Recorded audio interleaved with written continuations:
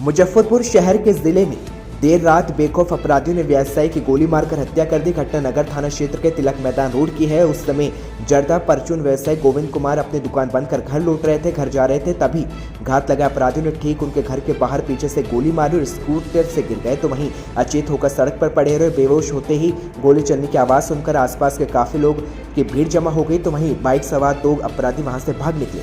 घायल हालत में उन्हें मेडिकल अस्पताल ले जाया गया, जहां कुछ ही देर में उनकी मौत हो गई। गोली पीठ में लगी थी और सीने तक पहुंच गई थी, जिसके चलते उनकी मौत हो गई। घटना टाउन थाने से महज 150 मीटर की दूरी पर हुई। वहीं घटना की सूचना टाउन थाने को भी नगर की पुलिस को दी गई तो डीएसपी रामनरेश पासवान मौके पर पहुंचे। वहां से पुलिस के एक खोखा बरामद किया गया। वहीं कुछ ही देर बाद एसएसपी जयंतकांत भी घटनास्थल पहुंचे और आसपास के लोगों से परिजनों से घटना के संबंध में पूछताछ की। हालांकि परिजन अभी कुछ विशेष जानकारी नहीं दे पाए हैं। मृतक पुरानी बाजार में जर्दा की दुकान चलाते थे। हर दिन शाम को दुकान बंद कर घर जाते थे। पुलिस का आशंका है कि अपराधियों को व्यवसायी के घर आने का समय पहले से पता था। एसएसपी जयंत ने बताया कि व्यवसायी के संबंध में पूरी जानकारी जुटाई जा रही है और उनका किसी से विवाद तो नहीं था। हाल ही में किसी से लड़ाई झगड़ा नहीं आया सामने, लेकिन इसकी जाँच की जा रही है। पुलिस सीसीटीवी कैमरे भी खंगाल रही है। और रवि देवरा के घर तक पूरा कोई दुकान नहीं है। लाइट भी थोड़ा अंधेरा रहता है वहाँ पे। जो जिनको लगा है कौन उनको जानते हैं? वो तो मेरे मोहल्ले वासी हैं, गोविंद जी। गोविंद क्या करते हैं? वो शिखर व्यापारी हैं। शिखर शिखर व्यापारी।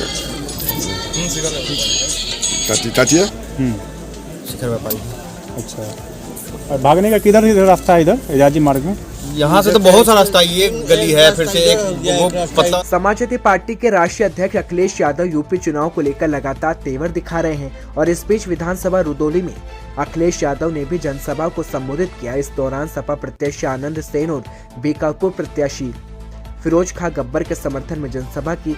अखिलेश यादव की आने की खुशी में कार्यकर्ता उत्साहित दिखे तो वहीं चुनावी सभा में सबसे पहले अखिलेश ने विशाल जनसभा का अभिवादन किया और कहा कि रुदौली की गंगा जमुनी तहजीब पूरे विश्व का एक उदाहरण है।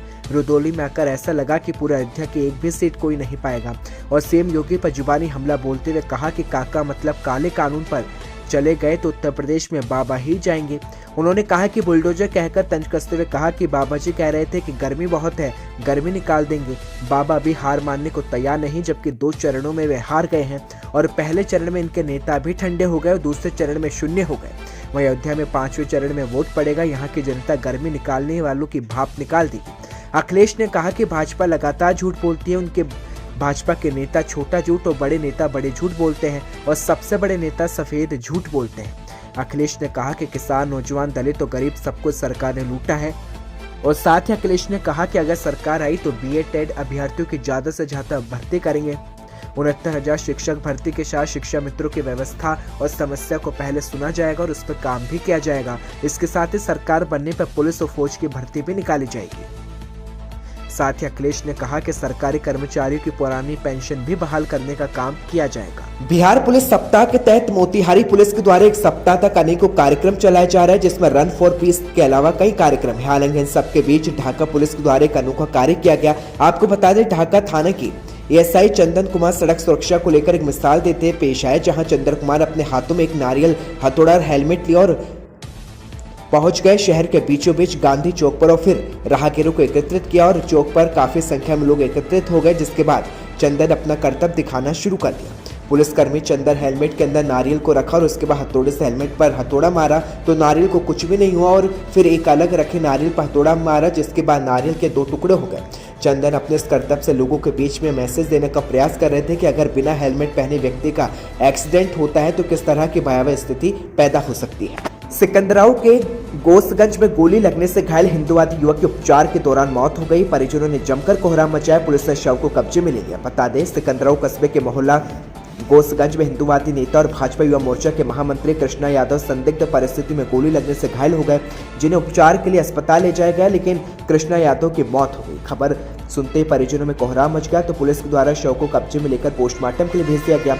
वहीं घटना की सूचना मिलते ही अन्नपूर्णा भारती महामंडलेश्वर निरंजनी अखाड़ा हाथरस लोकसभा के सांसद राजवीर दिलेर के साथ पूर्व विधायक भाजपा यशपाल सिंह चौहान जिला अध्यक्ष गौरव आर्य, हाथरस चेयरमैन आशीष शर्मा के साथ सैकड़ों संख्या में हिंदूवादी और भाजपाई पोस्टमार्टम हाउस पहुंच गए, जिसके बाद कृष्णा यादव की हत्या के आरोप लगते हुए मामले का खुलासा कर दोषियों की गिरफ्तारी की मांग की गई। तो वहीं देर रात को भाजपा के सिकंदराव विधायक वर्तमान में सिकंदराव से प्रत्याशी कई घंटों की देरी से पोस्टमार्टम हाउस पर पहुंचे तो मौजूद लोग और कार्यकर्ताओं ने देरी से आने पर आक्रोश जताया और उन्होंने जमकर खरी खोटी सुनाए भी गए और इस दौरान मुर्दाबाद के नारे भी लगे। आगरा के थाना एतमादतोला क्षेत्र में बीती रात 44 वर्षीय चैन राहगीर की संदिग्ध अवस्था में मौत हो गई, जहां परिजनों का आरोप है कि क्षेत्र के ही पति पत्नी उसे बहाने से लेकर गए थे और वापस आते उसकी मौत हो गई। पुलिस ने शव को पोस्टमार्टम कराकर जांच शुरू कर दी है। मामला एतमादतोला के गढ़ी चांदनी निवासी धर्मवीर का है, जहां पेशे से चैन कारीगर है और उसकी 3 बेटियां हैं, जिसमें से एक की शादी हो चुकी है। बताया जा रहा है कि क्षेत्र की एक महिला से उसका काफी समय से प्रेम संबंध था और इसके चलते कई बार दोनों परिवारों में झगड़ा हो चुका था। वहीं मृतकों के परिजनों का आरोप है कि आरोपियों का क्षेत्र में ही सन्नाटी जगह प्लाट है और बीती रात दोनों पति पत्नी आए थे और धर्मवीर को प्लॉट पर बुलाया था। इसके बाद धर्मवीर प्लॉट पर गया था और 15 मिनट बाद वापस आया और बैठ गया। बैठते से उल्टी हुई, मौके पर ही मौत हो गई। हंगामा करने पर मौके पर आई पुलिस ने शव को पोस्टमार्टम के लिए भेज दिया और मामले की जांच शुरू कर दी है। डीडवाना की दलित महिला से दुष्कर्म और हत्या के मामले में 4 दिनों से चल रहा गतिरोध आखिरकार समाप्त हो गया। आज पूरे दिन भर में पुलिस और प्रशासन के पीड़ित परिवार व समाज के साथ हुई 3 दौर की वार्ता के बाद देर शाम चौथे दौर की वार्ता हुई। सभी मांगों पर सहमति बनी।